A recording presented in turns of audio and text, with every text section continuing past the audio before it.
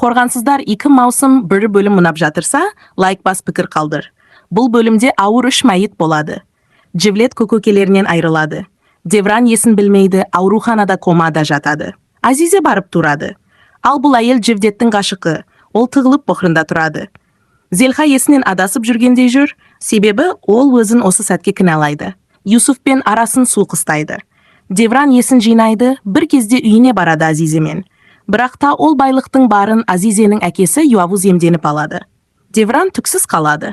Үйге кіреді, үйге кіріп бәрімен амандасады. Девран Джевдет көкесін сұрайды. Бір кезде Джемі келеді, ол арбаға сүйренген еді. Девранды кінәлайды, жеп көріп кетеді.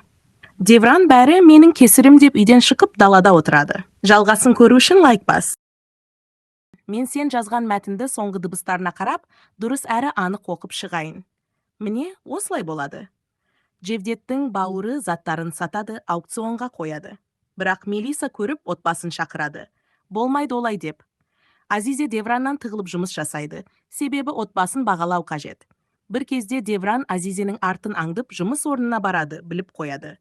Азизеге айтып, енді жұмыс жасамайсың деп, бірақ сонда да қоймайды. Юавузға барады. Девран Юавуз өзіншелік танытып, маған жұмыс жаса дегендей талап қояды, бірақ одан бас тартады. Джевдеттің ғашығы Юсуф соған барады, бәрін айтып береді. Ең соңында үй мүлік кімге қалғанын айтады. Бұл үй біздікі дейді Хашмет. Бірақ олар біздікі дейді. Сот шешімі бойынша мұра кімге қалғанын айтқанда, Азизеге қалды деп шешіледі.